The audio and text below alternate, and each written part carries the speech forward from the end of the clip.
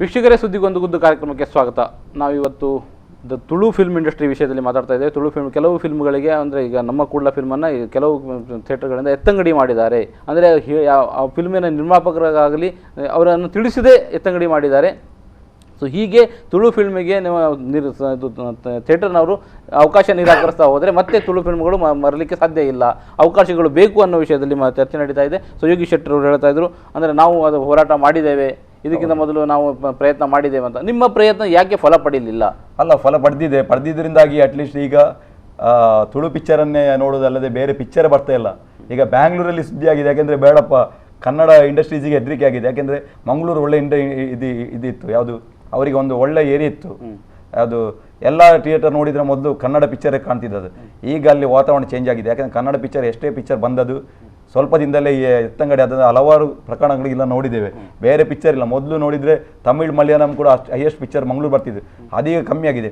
ಆದರೆ ಇನ್ನೂ ಕೂಡ ಜಾಸ್ತಿ ಇದು ಆಗಬೇಕು ಅಂತ. ಯಾಕೆಂದರೆ ಈಗ ನಮ್ಮದು ತುಳು ಪಿಕ್ಚರ್ ಹೆಚ್ಚು ಬರ್ತಾ ಉಂಟು. ಈಗ ಮೊದಲು ವರ್ಷಕ್ಕೆ ಒಂದು ಪಿಕ್ಚರ್ ಅಥವಾ 2 ವರ್ಷಕ್ಕೆ ಒಂದು ಪಿಕ್ಚರ್ ತೆಗೆದು, ಈಗ ಅಂತ ಅಲ್ಲ, ಈಗ ವರ್ಷದಲ್ಲಿ ಹಲವಾರು ಪಿಕ್ಚರ್ಗಳ ತೆರೆಕಾಡುವ ಪರಿಸ್ಥಿತಿಯಲ್ಲಿ ಉಂಟು.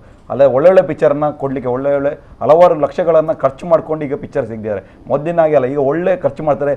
ಈಗ ಟಿ ವಿಯಲ್ಲಿ ಅದು ನಾವು ನೋಡಿದರೆ ಅಥವಾ ಥಿಯೇಟರ್ ನೋಡಿದರೆ ಕೂಡ ಈಗ ಬೇರೆ ಯಾವುದು ಚಾನಲ್ಗೆ ಬೇರೆ ಫಿಲ್ಮ್ಗೆ ಕನ್ನಡದ ಅದರ್ ಫಿಲ್ಮಿಗೆ ಕಾಂಪಿಟೇಷನ್ ಕೊಡುವ ಲೆವೆಲಲ್ಲೇ ಈಗ ನಮ್ಮ ಪಿಕ್ಚರ್ ಬಂದಿದೆ.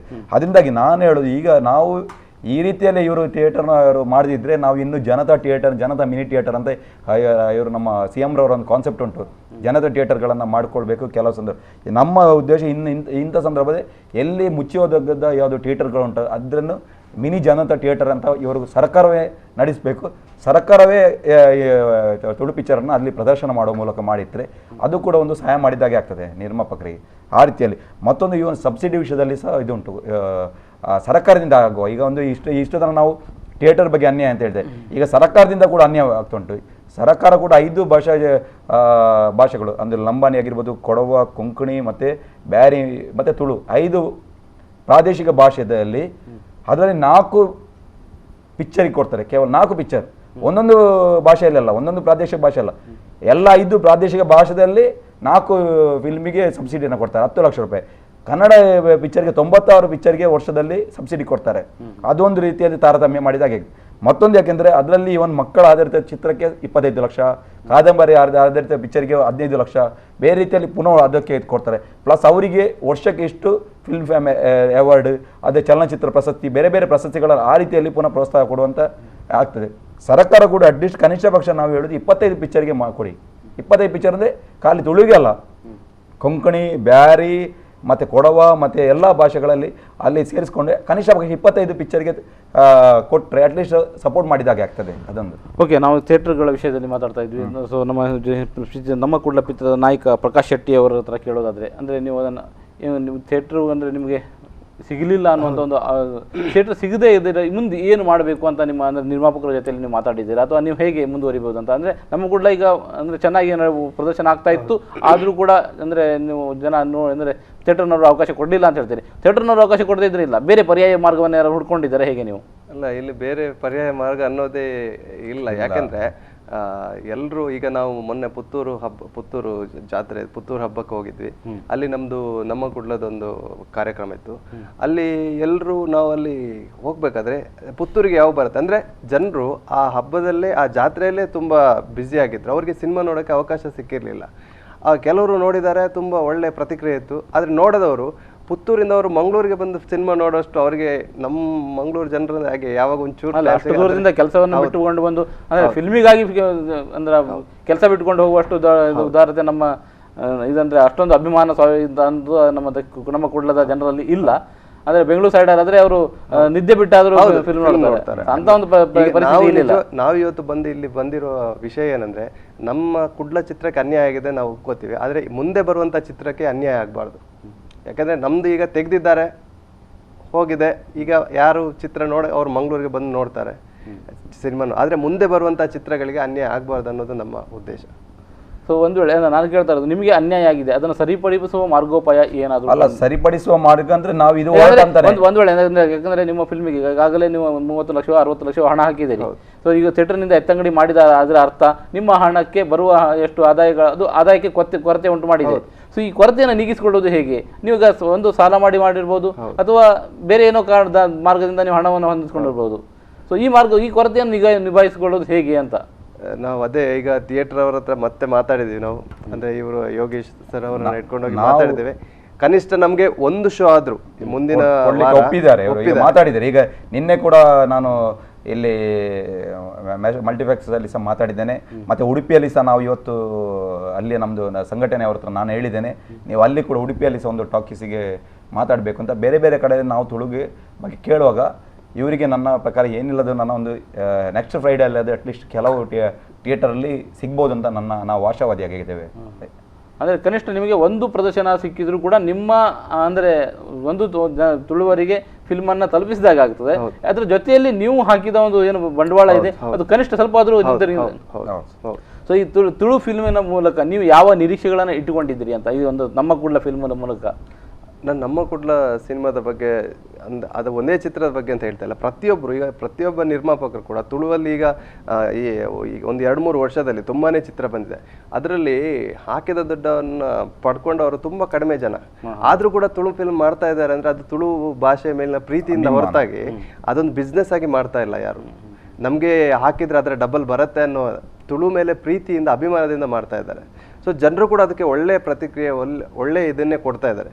ಆದರೆ ಕೆಲವು ಕಾಣದ ಕೈಗಳಲ್ಲಿ ಕೆಲಸ ಮಾಡ್ತಾ ಇದೆ. ಸೊ ಅಂದರೆ ಈ ಕಾಣದ ಕೈಗಳು ಅಂದರೆ ಏನು? ಯಾರು ಮಾಡ್ತಾ ಇರೋದು? ಅಂದರೆ ಈ ಫಿಲ್ಮ್ ಇಂಡಸ್ಟ್ರಿಯಲ್ಲಿ ಇದ್ದವರೇ ಮಾಡ್ತಾ ಇರೋದು ತುಳು ಫಿಲ್ಮ್ ಇಂಡಸ್ಟ್ರಿಯಲ್ಲಿ, ಅಥವಾ ಹೊರಗಿನ ಬೇರೆ ಫಿಲ್ಮ್ ಇಂಡಸ್ಟ್ರಿ? ಏನು ಅಂತ ನಮ್ಗೆ ಖಂಡಿತವಾಗಿ ಗೊತ್ತಿಲ್ಲ. ಯಾಕಂದರೆ ನಾನು ನಮ್ಮ ಕುಡ್ಲದ ವಿಷಯ ಹೇಳಬೇಕಾದ್ರೆ ನಮ್ಮ ಕುಡ್ಲ ಚಿತ್ರಕ್ಕೆ ಮೊದಲಿಂದಲೇ ತುಂಬ ತೊಂದರೆಗಳನ್ನು ಎದುರಿಸ್ಕೊಂಡೇ ಬಂದದ್ದು. ನಾವು ಪ್ರಮೋಷನ್ ಶುರು ಮಾಡಬೇಕಾದ್ರೆ ಮಂಗಳೂರು ದಕ್ಷಿಣ ಕನ್ನಡ ಅಂದರೆ ಮಂಗಳೂರು ಸಿಟಿ ಒಳಗಡೆ ಸುಮಾರು ಒಂದು 40-45 ಹೋರ್ಡಿಂಗ್ಸ್ ಫ್ಲೆಕ್ಸನ್ನು ಹಾಕಿದ್ವಿ. ಹಾಕಿದ 7 ದಿನದಲ್ಲಿ ಫ್ಲೆಕ್ಸ್ ಇಲ್ಲ, ಕಾಣೆಯಾಗಿದೆ. ನಾವು ಮಹಾನಗರ ಪಾಲಿಕೆಯಲ್ಲಿ ವಿಚಾರಿಸಿದರೆ ಅಲ್ಲಿ ನಾವು ತೆಗೆದಿಲ್ಲ ಅಂತ ಹೇಳ್ತಾರೆ. ಅದೇ ನಮ್ಮ ಚಿತ್ರದ ಪಕ್ಕದಲ್ಲೇ ಇರೋ ಮತ್ತೊಂದು ತುಳು ಚಿತ್ರದ ಫ್ಲೆಕ್ಸು ಇವತ್ತು ಕೂಡ ಅಲ್ಲೇ ಇದೆ. ನಾವು ಯಾರ ಹತ್ರ ಕೇಳೋದು? ನಮ್ಮ ಹತ್ರ ಯಾರು, ನಮ್ಮ ಹಿಂದ್ಗಡೆ ಯಾರು ಮಿನಿಸ್ಟರ್ ಇಲ್ಲ, ನಮ್ಮ ಹಿಂದ್ಗಡೆ ಯಾರು ದೊಡ್ಡ ಬಿಸ್ನೆಸ್ ಮ್ಯಾನ್ ಇಲ್ಲ. ನಾವು ಹುಡುಗರು, ನಾವು ಹೊಸಬ್ರು ಮಾಡಿದಂಥ ಚಿತ್ರ, ನಮ್ಮ ಹಿಂದ್ಗಡೆ ದೊಡ್ಡ ದೊಡ್ಡ ಸಂಘಟನೆಗಳಿಲ್ಲ. ಸರಿ, ಅಂದರೆ ನೀವು ಈ ಬಗ್ಗೆ ಅಂದರೆ ನಿಮ್ಮ ಫ್ಲೆಕ್ಸ್ಗಳನ್ನು ತೆಗೆದಿದ್ದಾರೆ, ಮತ್ತೆ ಯಾವ ಸಮಸ್ಯೆಗಳನ್ನು ನಿಮಗೆ? ಸಿನಿಮಾ ರಿಲೀಸ್ ಆದಮೇಲೆ ಪ್ರತಿ ಮಲ್ಟಿಪ್ಲೆಕ್ಸ್ಗೆ ನಾವು ಪ್ರತಿ ಮಲ್ಟಿಪ್ಲೆಕ್ಸಲ್ಲಿ ನಮ್ಮ ಹುಡುಗರನ್ನ ಇಟ್ಟಿದ್ದೀವಿ. ಯಾಕಂದರೆ ಯಾವ ರೀತಿ ಸ್ಪಂದನೆ ಇದೆ ಅಂತ ನೋಡೋಕ್ಕೆ. ಪ್ರತಿ ಮಲ್ಟಿಪ್ಲೆಕ್ಸಲ್ಲಿ ಸಿನಿಮಾ ಅದಕ್ಕಂತಲೇ ಒಂದು ಗ್ರೂಪ್ ಬರುತ್ತೆ, ಸಿನಿಮಾದ ಬಗ್ಗೆ ಬ್ಯಾಡ್ ಕಮೆಂಟ್ ಮಾಡೋಕ್ಕಂತಲೇ ಒಂದು ಗ್ರೂಪ್ ಬರುತ್ತೆ. ನಾವು ಅನ್ಕೊಂಡಿದ್ವಿ ಕೆಲವರಿಗೆ ಎಲ್ರಿಗೂ ಇಷ್ಟ ಆಗ್ಬೇಕಂತ ಇಲ್ಲಲ್ಲ ಸರ್. ಬಂದ 100 ಜನಕ್ಕೂ ಸಿನಿಮಾ ಇಷ್ಟ ಆಗ್ಬೇಕಂತ ಇಲ್ಲ, ಒಂದು 10 ಜನ ಇಷ್ಟಪಡೋದವರು ಇರ್ತಾರೆ, ಅವರೇ ಕಮೆಂಟ್ ಮಾಡ್ತಾರೆ ಅಂತ ನಾವು ಅನ್ಕೊಂಡಿದ್ವಿ. ಬಟ್ ಸೇಮ್ ಹುಡುಗರು ಬಿಗ್ ಸಿನಿಮಾದಲ್ಲಿ ಒಂದು ಶೋಗಿದ್ರೆ ಸೇಮ್ ಹುಡುಗರು PVR ಅಲ್ಲಿ ಮತ್ತೊಂದು ಶೋ ಅಲ್ಲಿ ಇರ್ತಾರೆ. ಫ್ಯಾಮಿಲಿ ಬಂದಿರ್ತಾರೆ, ಮಲ್ಟಿಪ್ಲೆಕ್ಸ್ಗೆ ಬರೋದು ಫ್ಯಾಮಿಲಿ ಮೆಂಬರ್ಸ್. ಅಲ್ಲಿ ಕೂತ್ಕೊಂಡು ಇವರು ಅಸಭ್ಯ ಡೈಲಾಗ್ಗಳನ್ನೆಲ್ಲ ಮಾತಾಡಿದ್ರೆ ಸಿನಿಮಾಗೆ ಖಂಡಿತವಾಗ್ಲೂ ಪೆಟ್ಟು ಬಿದ್ದೇ ಬೀಳುತ್ತೆ. ಅಂದ್ರೆ ನಿಮ್ಮ ಸಿನಿಮಾಗೆ ಪೆಟ್ಟು ಕೊಡಬೇಕು ಅಂತಾನೆ ಒಂದು ಗ್ರೂಪ್ ಕುತ್ಕೊಂಡಿದೆ. ಸೊ ಅಂತ ಗ್ರೂಪಿನಿಂದಾಗಿ ತಂಗಡಿ ಕೂಡ ಆರ್ವೇ ಮಾಡಿರ್ಬೋದು ಅಂತ ಅನಿಸ್ತದ ನಿಮಗೆ? ನನಗೆ ಹಾಗೆ ಅಂತ ಅನಿಸ್ತಾ ಇಲ್ಲ, ಬಟ್ ಎಲ್ಲೋ ಒಂದ್ ಕಡೆ ಈತ ಏನೋ ಒಂದು ಆಗ್ತಾ ಇದೆ ಅಂತ ಅನಿಸ್ತಾ ಇದೆ.